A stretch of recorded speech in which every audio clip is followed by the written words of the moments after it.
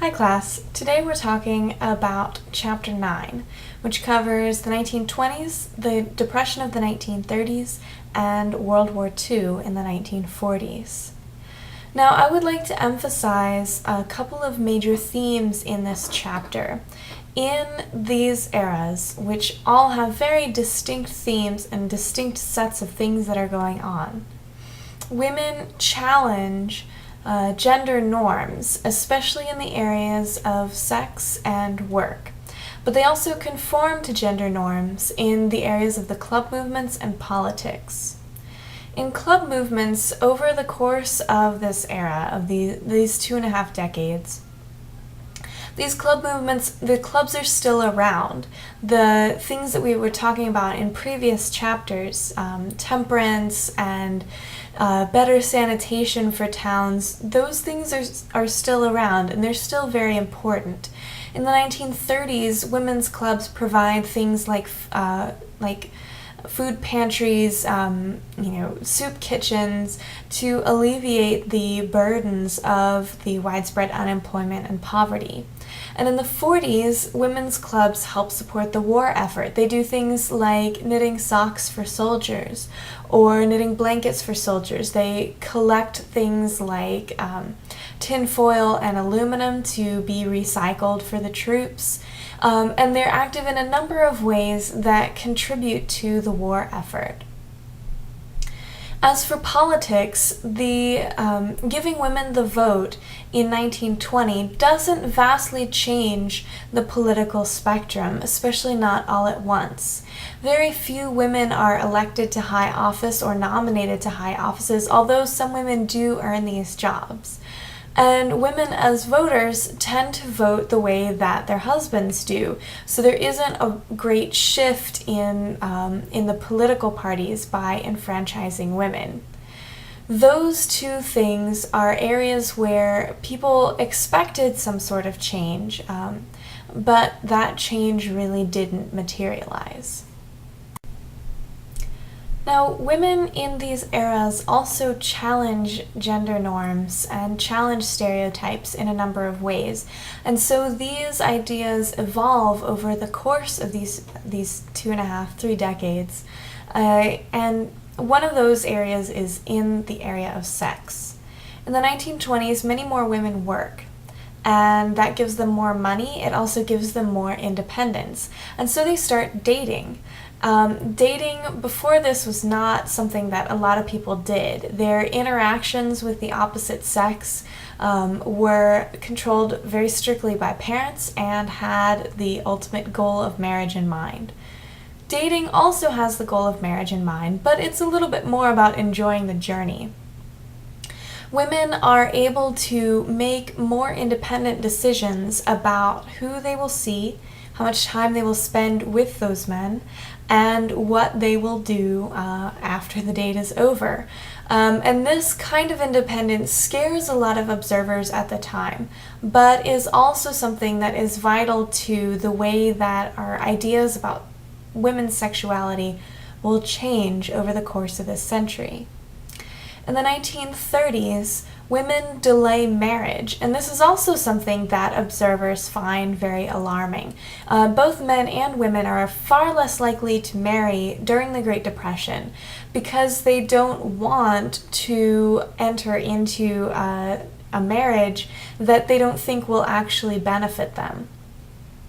With as much poverty as you have, people are waiting until they have a little bit of security before they get married. And so marriage rates are very low throughout the Great Depression, and so are birth rates. So here are women making the decision not to have sex, especially not to have sex within this marriage, and not to have children. They're able to do that because birth control is more widespread, which is also something very alarming and very different compared to what had come before. In the 1940s, we hear a little less about sex norms among women, but women who participate in the military or in these new factory jobs, again, have a lot more independence in the amount of money they have and the amount of free time they have, and so they're able to spend this in a number of ways. Some people find this alarming, other people find it a lot of fun. Women's work and women's participation in paid labor is one of the things that changes the most over the era that we're talking about. In the 1920s, many more women enter into the workforce, and they enter both into unskilled blue-collar jobs and into white-collar jobs like clerical work. These jobs provide a lot more opportunities for women, but they're also defined in such a way that there's very little room for upward mobility. These jobs are kind of dead-end jobs. Once you become a secretary, it's not like you're going to be running the company within a few years. You're gonna be a secretary within a few years. In the 1930s, the immense amount of disruption to the economy makes it much more difficult for women to find work. And at this point, people start really emphasizing the idea that the husband should be the breadwinner. So it becomes very difficult, especially for married women, to find jobs because the government and employers are trying to preserve those jobs for male heads of household. Now, a little personal anecdote. My great-grandmother was widowed about 6 months before the Great Depression started, and she had 3 small children at that time. In 1932, because she was a widow and a head of household, she was able to get a job with a Depression program called the National Recovery Administration, and she worked as a librarian in a nearby town. She had to ride the train every day to get to this job. So because she did not have a man in her life to earn money for her, she was still able to get a job from the government, a Depression job, a New Deal job.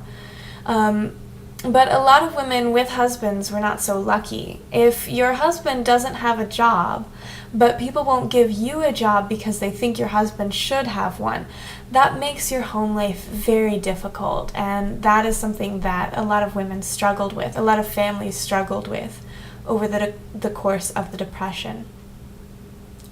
Now, in the 1940s, we have this image of Rosie the Riveter, of women entering into traditionally male jobs. And this happened not in as big numbers as you might guess from all of the Rosie the Riveter propaganda we have. But the shortage of male workers in World War II significantly contributed to bringing women into more jobs, and into jobs that were defined as being traditionally male.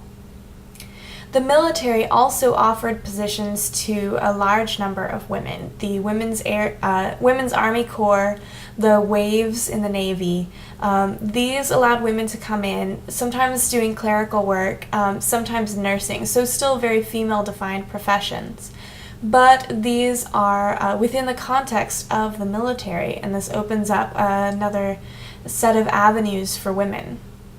My grandmother was in the Waves. She was a Navy nurse, and that's my mom's mother. And my dad's mother served in the Women's Army Corps also as a nurse. And so they both had a fantastic time, got to see a lot more than they would have if they had stayed at home and done more traditionally female things. To wrap up the themes that I've emphasized here, women challenge gender norms in a couple of specific ways over the course of these 3 decades, and they also conform to gender norms in a large variety of ways. And that's basically the story that we're going to get. Women defying things sometimes and going along with things other times. I hope you enjoyed this chapter, and I look forward, as usual, to reading your discussion.